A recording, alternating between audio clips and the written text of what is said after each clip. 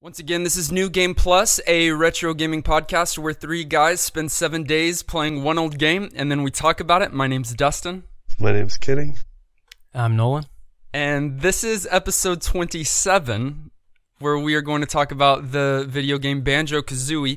But first, we've got the QOTW. The what? QOTW. The Quado? Quad. Better watch it. The question of the week. We always have a question of the week. This question of the week just so happens to be: do either of you guys play any instruments? If so, which ones? I do play guitar, and that's it. I play acoustic and electric, mostly electric, but I prefer acoustic. How long have you been playing? I think 6 years or maybe 7. I started in high school, and I suck at it. Sweet. I'm a dabbler. I play a little bit of anything that I'm allowed to mess with, but nothing super well. So did the normal like music through high school thing, played saxophone, and since have messed with learning and know to various degrees guitar and piano and drums, and I actually own a really old, really terrible violin that I will occasionally get out and play around with a little bit, but it's awful. Did you say anything you're allowed to mess with? Do you play? Yeah. What are a couple instruments that you're not allowed to mess with? I tried to borrow a man's didgeridoo, and he told me didgeridoo. And moving on. And thank you for listening to this week's. Okay, so I guess is saxophone your strongest instrument, you'd say? Oh no, I haven't played saxophone in years. So what's your strongest? Probably guitar. Probably drums, actually. You won't fight me? Oh no, I'm not. Like I said, I'm not good at anything. Like, I'm the guy you have play with you if everybody else has pneumonia, and even then it's like grudgingly. So, but probably drums. Okay, I play bass probably most capably, and then acoustic secondly. I say acoustic specifically because I've only played electric a handful of times and don't know anything about the effects or leads or anything like that. And then I can dabble on drums. I know my way around the drum set, but that's pretty much it. You also beatbox, right? No, not at all. Semi-professionally? No, that was Nolan actually. Okay, Nolan, you want to give viewers a little taste? You want some? I wouldn't do that to people.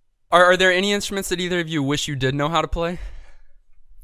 I wish I knew how to play the piano because I think it's one of the best instruments if played well. I think it's really pretty and versatile, I guess. I've always liked the piano, but I'm terrible at it, and I can't read sheet music either, so that doesn't help. My mom actually made me, and my brother, I think, take like a year of piano before we could learn any other instrument, with the idea being that in piano, you'd learn some of those rudimentary things about music, and from there, you'd be able to take that, and that translates well to many other instruments, and she was 100% correct. Yeah, that's wise. I'd probably want to actually know how to play violin, but I'd do it country style. Like, I would fiddle it up, because I'm that guy. Is fiddle and violin, aren't they different? Like, very different? No, yes. They're the same instrument. They're just played in a completely different style. So I did say piano, and that would be fun, but I've always had an interest in learning to play, two instruments that I never really got around to learning. They were the banjo and the kazoo. Yeah, the kazooie, you mean? Yeah, I picked up a kazooie once and was good at it, but then every day from that moment forward, I never really picked it up again. So I'm really looking forward to picking it up again. That being said, our game this week is called Banjo-Kazooie, so we might as well talk about it. Wow, that one was almost painful. Overview. So, Banjo-Kazooie, for anybody who's not familiar, is a Nintendo 64 title that came out in 1998. It is a, sort of 3D quasi-open world, like, puzzle platformer, basically. If that's a tough description. So if you think like Super Mario 64 with a little bit of like Donkey Kong mixed in there, like Donkey Kong Country, and then like a sprinkling just of the vibe from like Ocarina of Time, and then like take the whole thing and kidify it just a little bit, what you'll end up with is Banjo-Kazooie. Okay, so you said you threw Ocarina of Time in there. Why did you throw that one in there? Because I was with you all the way up until that point. Oh, I don't know. Lots of things as I was playing through this week just would have moments that would remind me of it. I don't know if it was like the opening sequence with the main character asleep in bed and then having to like climb out of his house and explore that initial area with, hills and grass that like felt very similar, the way you kind of learn your way around the world, or if it was the fact that like the main character makes grunting noises and half the time you travel by rolling forward, or if it was just the fact that it was kind of like, you solving puzzles kind of and interacting in the world. And I don't know, there were just some elements of it. Like it's not that as a game. It's much closer as a game to something like Super Mario 64. Yeah, you're wrong about the Ocarina of Time thing, but I do like the Super Mario 64 comparison because it's very similar. I think as in terms of gameplay, it's for sure that's the vein that it's in. I think there's some stylistic things that reminded me of it. It's definitely not Ocarina of Time, and I know I have to be careful with you because that's your baby. Did you say what year it came out? 98. All right, so this is fairly early Nintendo 64 era? Year or two in. It wasn't like, release title. Which Super Mario 64 was, right? That was one of the release? That was one of the games they pushed with the console, I believe. Published by Rare, who are almost always really in good form. Company. Yeah, so that's one of those that, generally speaking, when you see it, you can have a little bit of confidence in the quality of the game that's coming out. Anyhow, in terms of like kind of game, that's what the game looks like. You are playing obviously as the character Banjo, who is a honey bear, and who has a friend Kazooie, who's a bird, and the bird's carried around in your backpack and helps you do different aspects of the game and gives you abilities to solve these puzzles and progress and move forward in the world, finding all the goodies you need to find. The bear, the brown honey bear, he's a male, and he's kind of, I guess, the main character. And the bird that's in the backpack is a female who is a totally different personality than Banjo. Yeah, Banjo's way laid back. So laid back to the point that the whole story is revolved around him sleeping through his sister's abduction by an evil witch. And true. So the only reason he even gets up to go try to rescue her is because the bird falls over from the backpack, that's hanging and wakes him up. Yeah, I was wondering, does Kazooie not get out of the backpack even at home? Like, she just sits in there when it's time to go to sleep and all the time. She probably started as a small bird and like grew into it, and now it's like grafted onto her body. I think everything actually makes sense now, because in this game, Kazooie, the bird, is angry at everyone and is completely rude at everyone. Now it makes sense. Why would she not be if she's been captive her entire life in this backpack? I feel like this bear went out, captured this bird, and has not let her free ever since. Who wouldn't be angry at the whole world because of that? It just got so dark, that twist. Yeah, you thought this was a kid's game, and you thought it was all nice and colorful and stuff, but when you really get down to it, this is about abduction, rape, murder. Yeah, so pick it up, kids. And pillaging. All of those notes you steal. The plot is what really drew me in. I've talked to y'all before, and everyone that knows me knows that I am a sucker for a really good story in video games. And so I was really invested in this well thought out plot. So we mentioned it just a little bit, but this witch steals Banjo's sister. And her sister, Tooty. Yeah. So the sister has a really good name, Tooty. And the whole idea is this witch wants to steal her beauty, which she's not beautiful if you look at the character design. And so this whole game is the cauldron says so, though, so you can't argue with the cauldron, right? But I feel like I've heard that story before, by the way. Maybe I think it was done here first. Yeah, definitely. But Banjo and Kazooie finally go and they wake up and go to try to rescue Tooty. And so first, Banjo the bear meets with Bottles the mole. Like, this is the story, guys. To find out that he must collect all these musical notes and jigsaw pieces to get through the witch's lair so that he can rescue his sister. I know that makes sense, and I know that you were able to follow along really well. But that is the narrative, and that's what you spend the majority of the game doing. It's true. Yeah, the plot's bad or whatever, but the gameplay is great, so let's talk about that. Gameplay.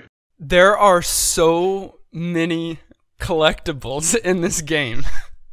The whole game is about picking up... gathering stuff. Yeah. Yeah, like 100 different or unique collectibles, but then hundreds of them in subcategories, which I really loved. I don't know. Dustin's a completionist, so I wonder how he felt about that. But for me, I really like that style of gameplay.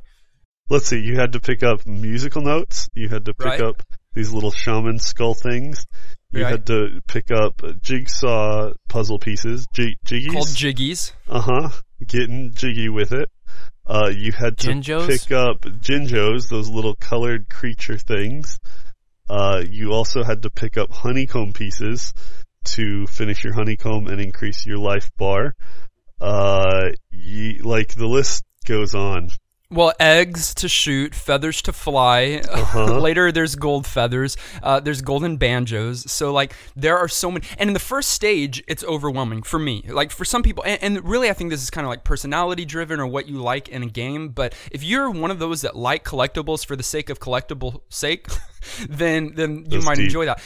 But in the first game, in the first stage, there are like 5 collectibles that are introduced to you. So I thought that was enough, maybe even too much. Second stage, it adds like 3 more, and then the next stage, it even adds a couple after that. So for someone who, like myself, is a completionist and is obsessed with getting everything, then these stages take such a long time.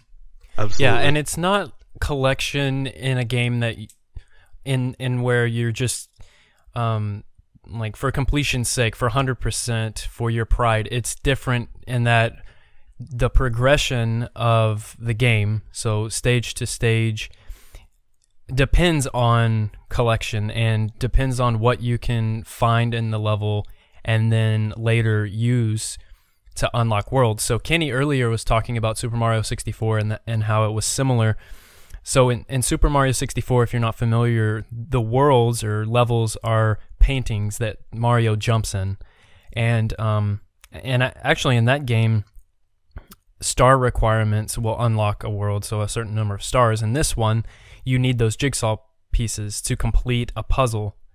It has a couple missing pieces, and so you find those jigsaw pieces starting in the first stage, and then you will go to the witch's lair, which is kind of the main hub of the game, and unlock different worlds, and then there's more in that stage, and so progression is based around collecting all this stuff.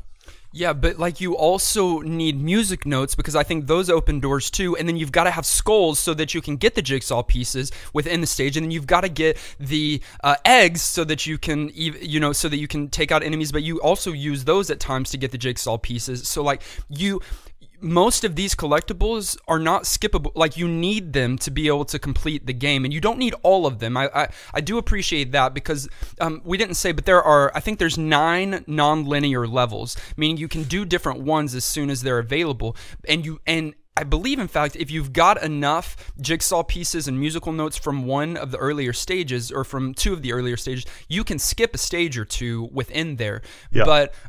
But so many of the collectibles are necessary to be able to play. I think of Super Mario 64, and we keep comparing this because they're very comparable, these games. But in Super Mario, like you said, Nolan, I think all you have to collect are those stars. And sure, there are probably other collectibles, but those are not absolutely necessary to be able to advance in the game as far as I can recall. I think the neatest thing for me about this game in terms of gameplay is the diversity of abilities that your character is given. Love it.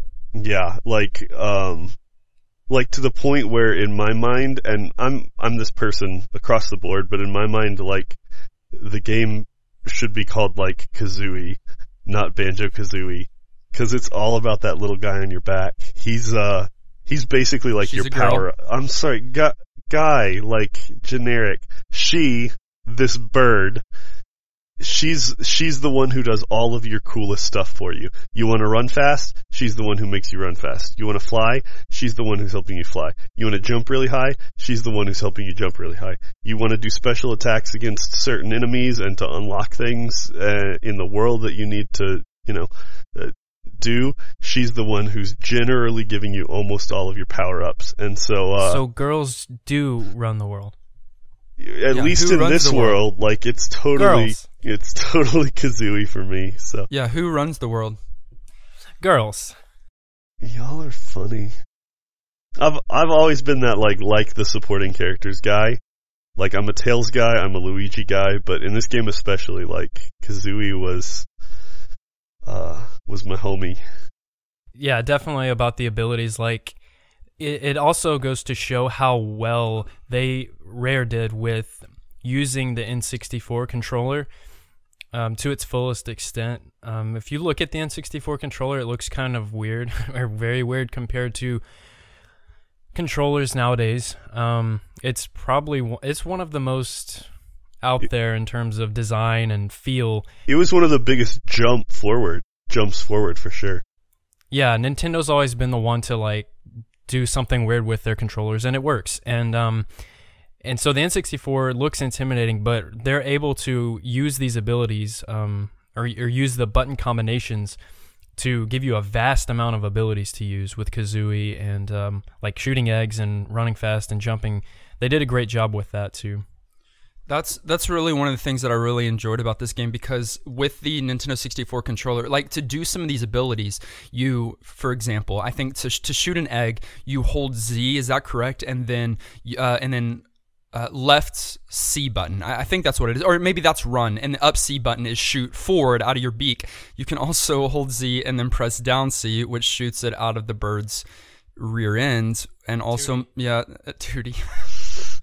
And then also makes a noise. But yeah, so, like, they really take advantage of that Nintendo 64 controller and to be able to do the different moves, and that's really impressive to me.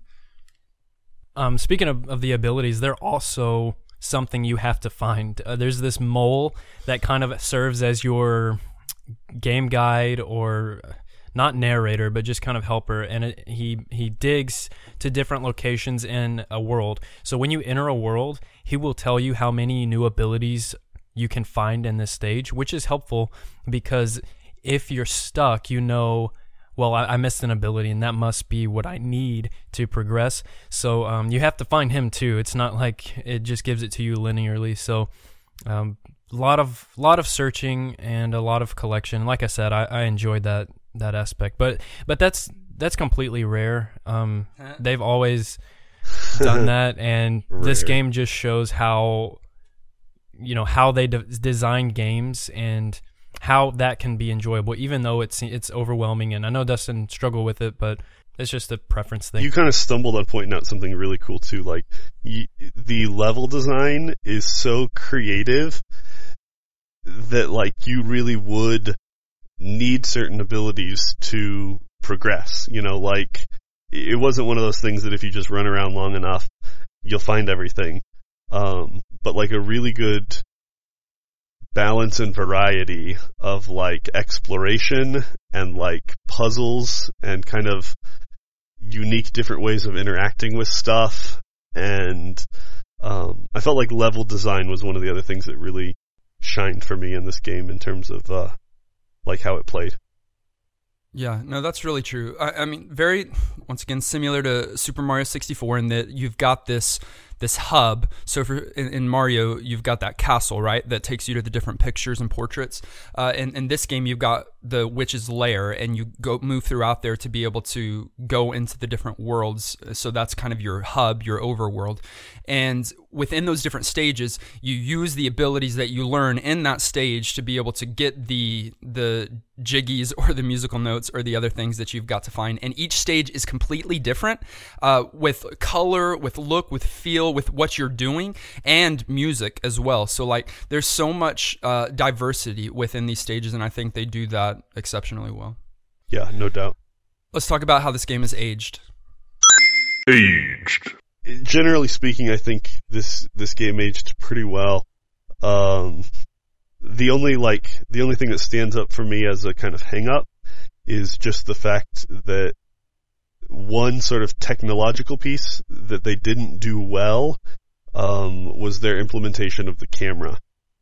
It was kind of clunky. You had to sort of manually adjust it quite a bit. Sometimes you couldn't see the things you felt like you needed to see to really figure out a puzzle well, or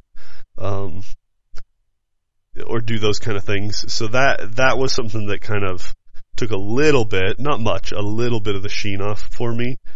But besides that, this game has aged really well. Even though it's 64, which isn't sort of great graphics, it is iconic graphics and it looks good. It picks up relatively easy and is easy to play and is straightforward in terms of what you're going to do. And has lots of character, like the worlds they designed and the creativity that go into it, and just the title character combo itself is so well done that I think this is a game that even today people can pick up and play and really enjoy despite its age. Yeah, Kenny, I'm agreeing with you. It hasn't aged today to me. I do disagree about the graphics. And I know it's in 64, and so I'm taking that into consideration, but I thought the graphics were actually they're pretty good for being in 64, and made me forget at times that this was on the N64. Like it could have been on the PlayStation or something like that. Just looking at the graphics, and they're really vibrant and like kind of cartoony, but it didn't distract from like enjoying the game or enjoying the scenery. So I like the graphics, but the gameplay is so fun to me, and it really, really brought me back because I played this game a lot. Growing up, I would rent it a lot, and I don't know why I never bought it, but I played it a lot. Like you rent a game more than twice, and you probably should have just bought it. I definitely rented this game more than twice, and you're right, but I just kept doing it. It wasn't my money.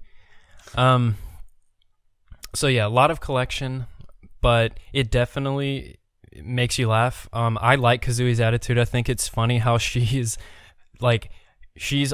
already decided that she's going to be mean to any character you meet in the game for some reason. And so that was funny for me. But yeah, I think this can be easily played today. Whether you are fans of collecting or rare games in general, I think this game is a must play. I think we're all in agreement. I mean, stunningly beautiful graphics. There's so much color, so much character. I agree. It sometimes gets a little weird with the clunky early 3D modeling, but that's normal for Nintendo 64 games. But and the camera, but this game is endearing, and there's so much to it, and it's left such a legacy. Like Banjo-Tooie, obviously that's the second game in the series, but then it went to like some other handheld games, and even like I was reading some of the former Rare employees actually got together, and they're now working on a spiritual successor to Banjo-Kazooie called Yooka-Laylee, and it really looks promising. Yeah, I'm super pumped for it. I just found out about that, and I'm extremely excited. I had no idea that this happened, but it's the employees that worked on this game that are working on this new game, and it's the same concept. Like, you've got your two protagonists that I guess you can switch between to play. They're both playable maybe, but either way, it looks incredible. The artwork looks so good, and I'm very excited. I was very excited to hear about that, and they got funded like so quickly. Kickstarters don't generally get funded that quick, but if you find out that it was Rare employees, then yeah, it's you're gonna. Which says something to the popularity of this game. And not only that, but they've also re-released it a number of times, which is another huge thing. Like, when people like a game that's old enough to give you money for it again, to be able to play it on a new platform or something, that's always a great sign. So it's in Xbox Arcade on Xbox 360. It's in Rare Replay on Xbox One. It's available in a lot of places just because this was a crazy popular title. Yeah, and I mean it still lives on today. I mean there's a big following for this game, for Banjo-Kazooie, and there's a reason behind that. The final shell shock. So, guys, New Game Plus status. That means, would you say that, hey, this game is worth our viewers picking up a copy, finding a copy of it, and playing through the game for the first time, or again for the 1,000th time? Is it worth picking up and playing this game again? New Game Plus. Kenny, would you give this game your New Game Plus status? Yes or no? Why or why not? Yeah, I would. It's a solid game across the board. Well done. Lots of character and lots of fairly original ways they went about things. I do think just because the kind of game, the sort of like puzzling platform, is not one that I personally especially prefer. It's one that, though the game is good enough by all means to get my New Game Plus, in terms of literally recommending it to people, I would say yes, most people should play it. If you're not a fan of that genre, then maybe look at another Rare title. But it was a great game. I definitely give this my New Game Plus seal of approval. You should get it, and like Kenny said, it has been re-released on the Xbox Arcade, so it's out there and you can get it, and I think you should. It's worth the money. It's worth the time. It is a must-play. All right. He just stopped talking. I was expecting at least like an "and hi mom" or something. No, I'm not that witty. All right, before I give my answer, I do want to preface it with this, and I know I'll get hate for this. People love this game, and it's crazy, but people have differing opinions. I don't know if y'all found that out in this world yet. That's bull. No. See? You're not allowed to have a different opinion. Listen, I think Super Mario 64 did it better. And what I mean by that is I think Super Mario 64 had better handling. I think it had a better camera system. I think it had clearer, more crisp graphics. And I know it had a better story. I think it did collectibles well. It didn't have as many collectibles as Banjo-Kazooie. So once again, if that's your thing, you're going to be in collectible heaven. But if you can get overwhelmed by collectibles for collectible sake, then this game might overwhelm you. All of that being said, I would give Banjo-Kazooie my New Game Plus. There's a reason it had such a following. There's a reason it had so much success. There's reasons for that, and I think that I think most people can pick up this game and appreciate it, and some people could pick it up and probably fall in love with a game for the very first time that they have never played. Or if you've played it before, then you already know before you listen to this that you appreciate this game and it would be worth picking up and playing again. We've got a few of our viewers who have contacted us throughout the week and sent in their commentary on the game Banjo-Kazooie. And one is from Rev Beraldo. He messaged us on Twitter at NGP Podcast, and he said, "Hey guys, thanks for mentioning my comments on Yo Noid. Last episode was great. I'm playing Banjo-Kazooie. It's great. It reminds me a lot of Super Mario Galaxy, which is one of my favorite games ever. It certainly gets my New Game Plus seal of approval." And then he puts a little copyright sign and then laughs and says, "I'm now on the second stage, for me anyway, something like Treasure Trove." Yeah, that's interesting. This whole time we've been using Super Mario 64 as our comparison, and he is talking about Super Mario Galaxy, which is fairly recent, and it's a brilliant game. It's still on the same, kind of style as Super Mario 64, where you've got your different worlds and stuff. But I wonder if he missed Super Mario 64 or if he thinks it's more so like Super Mario Galaxy. I just thought that was interesting that he pointed that out. But thanks for sending in your feedback. We got an email from one of our friends named Holden, and he said, "I absolutely love this game. It's been one of my favorites since I was a kid, and I'm so glad we got to play it this week. Coincidentally, I had already started a playthrough a couple weeks ago just for fun and had stopped, so I was excited to pick it back up. I love that the music in this game changes theme with each individual level. It adds character to the game that most don't have. The further into the game I got, the more I loved it. It was a great mix of challenging and fun. It's an instant classic for me." Yeah, I think that sums it up well. And though we kind of mentioned the music, we didn't harp on it. The music really is very, very well done in this game. It flows like seamlessly and is creative and fits the really fits the tone that they're going for in each level. And yeah, well done. Yeah, and also not just the music, but just the overall theme, the way that they did the music with each stage. So each stage has like a theme. So the Treasure Trove stage that Reparado was talking about is like pirate themed. So your guy that's talking to you, the mole, he talks like a pirate, and so just the overall tone of each world was done really well, and the music does reflect that. Guys, thank you for sending in your commentary. All of our other viewers, if you're listening to this, we would love to hear from you throughout the week as well. You can find us on social media on Twitter at NGP Podcast. You can find us on Facebook /NGP Podcast. You can also email us at ngppodcast@gmail.com. Talk to us on our SoundCloud or, any other way. We'd love to hear from you, especially if you're giving the game a playthrough. We'd like to include that commentary as a part of our discussion. We're not going to roll this week, guys, for a new game. That always makes me sad. Why not? Well, we thought that we would do a retro recap. Is that what we're calling it? That's what we're calling it. I'm down for a retro recap. It's 2 R's.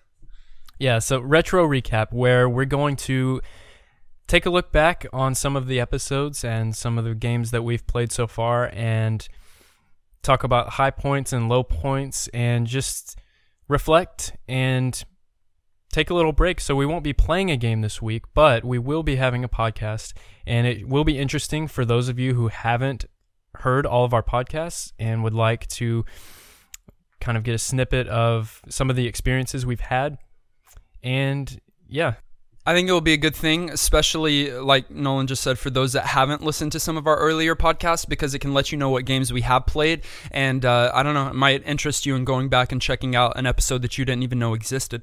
That being said, we do want to thank you for your retro game suggestions that you sent in throughout this past week. Guys, I manually added over 50 retro games to our retro master list this week. Holy cow, that's awesome.